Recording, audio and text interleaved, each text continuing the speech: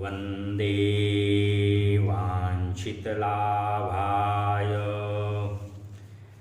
चन्द्रार्धकृतशेखरां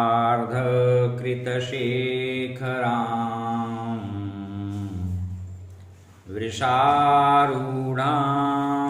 शूलधरां शैलपुत्रीं यशस्विनीं। आज नवरात्र का इस शारदीय नवरात्र का प्रथम दिवस है। जैसा कि पिछले वीडियो में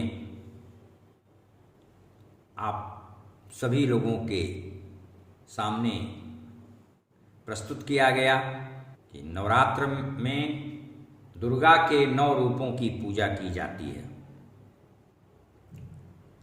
और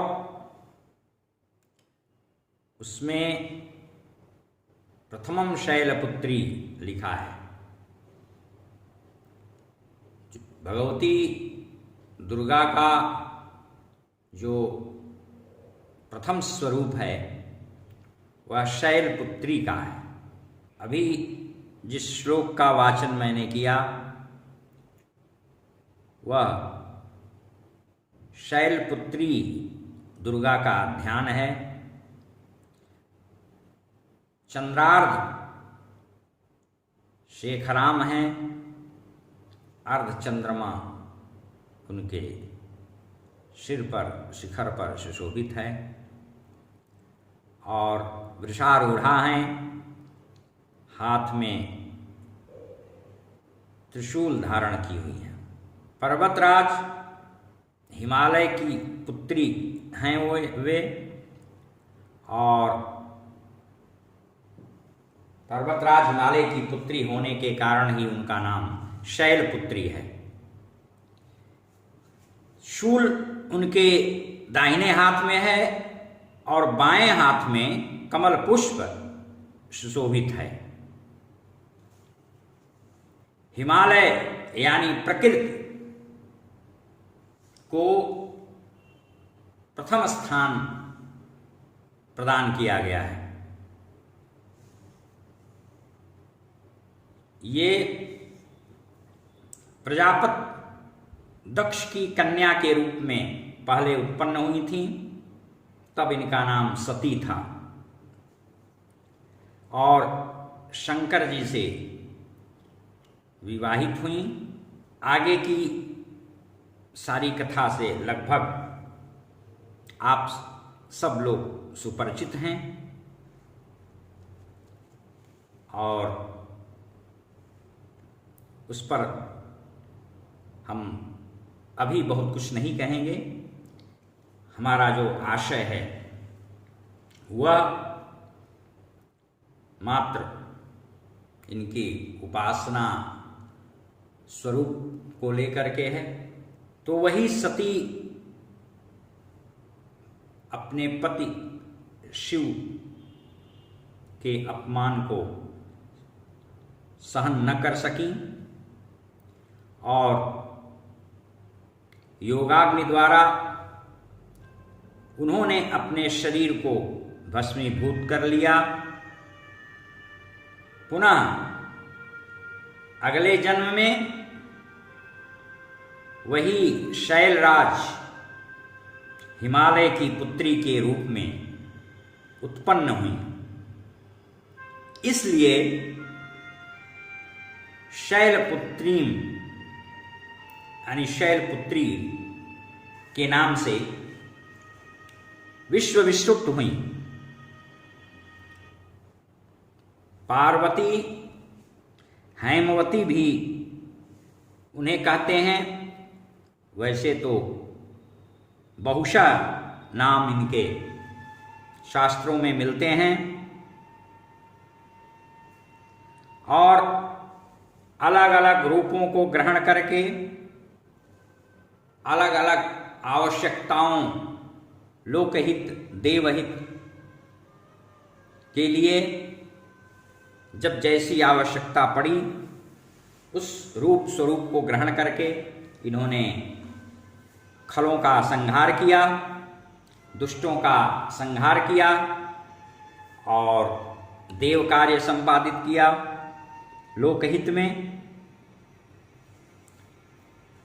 और ये शैलपुत्री के रूप में दुर्गा तो हैं ही, साथ ही भगवान शिव की अर्धांगिनी हैं। इनकी शक्ति अनंत है और महत्व भी अत्यधिक है। नवरात्र के प्रथम दिवस सबसे पहले इन्हीं की पूजा की जाती है और वैसे तो समेकित रूप में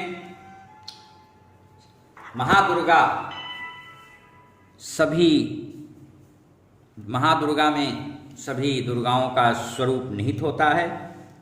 छोटे छोटे भक्त अपनी भावना के अनुसार अलग अलग भक्त छोटे छोटे रूपों में दुर्गा के अन्य स्वरूपों की भी आराधना अर्चना करते रहते हैं। नवरात्र के अलावा भी योगी यति भी इस प्रथम दिन की उपासना में अपने मन को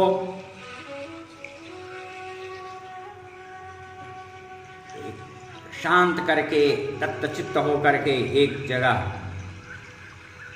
एक स्थान पर लगाते हैं, केंद्रीभूत करते हैं। और यदि सच पूछा जाए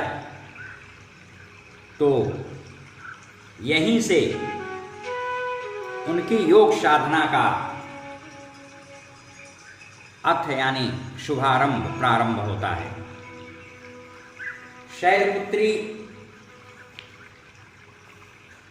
का स्वरूप बहुत ही सौम्य है, शोभन है और ऋजु है, ऋत है। महादुर्गा का स्वरूप थोड़ा भयंकर है, भीषण है, लेकिन जो सौम्य कोमल स्वभाव के प्रकृति के हैं उनके लिए दुर्गा के इस रूप की आराधना बहुत ही शुभदायी होती है और मनोवैज्ञानिक रूप से भी बहुत ही शांतिदायिनी सिद्ध होती है। इसलिए कोमल